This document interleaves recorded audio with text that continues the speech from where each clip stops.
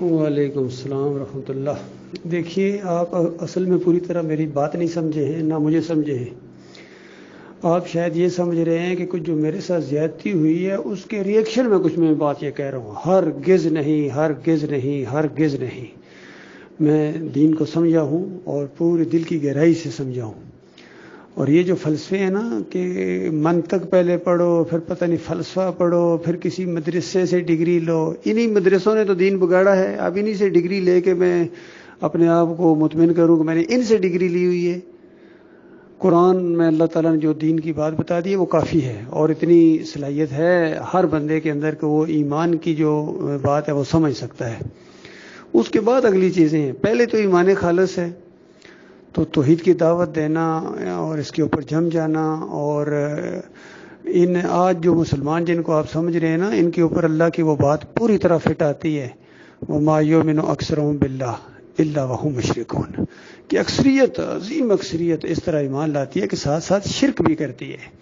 تو یہ شرک کرنے والے کلمہ گو مشرک ہیں، بہت کم، اللہ ماشاء اللہ بہت کم ہیں، اور عظیم اکثریت شرک کے اندر ڈوب گئی۔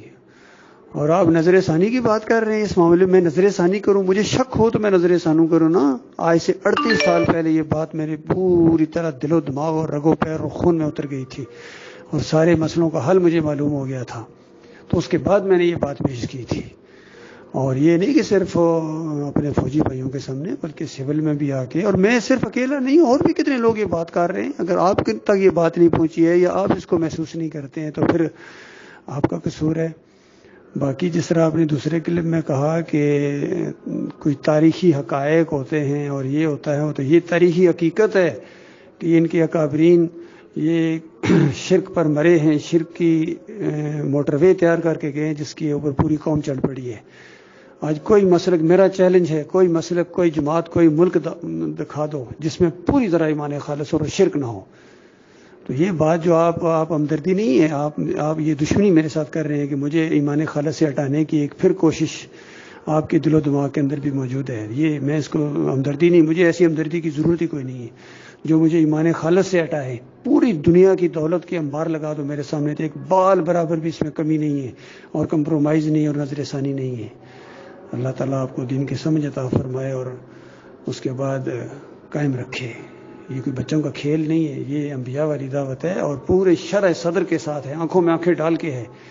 اس کے اندر اگر بال برابر بھی شک ہے تو پھر آپ دعوت کیسے دے سکتے ہیں؟ پھر آپ جہاد کیسے کر سکتے ہیں؟ پھر آپ دوسروں کو کیسے قائل کر سکتے ہیں؟ پہلے خود ایمان خالص کریں، پہلے خود آپ سمجھیں، آپ سب سے پہلے آپ اپنی جان کو جہنم کی آگ سے بچانے کے لیے ایمان خالص کو سمجھیں، پھر میرے ساتھ ہمدردی کرنا۔ مجھے تو آپ کے اوپر ترس آ رہا ہے، مجھے آپ کے اوپر ترس آ رہا ہے کہ ابھی آپ شک اور ڈاؤٹ میں ہیں کہ شاید یہ واقعی مسلمان ہیں۔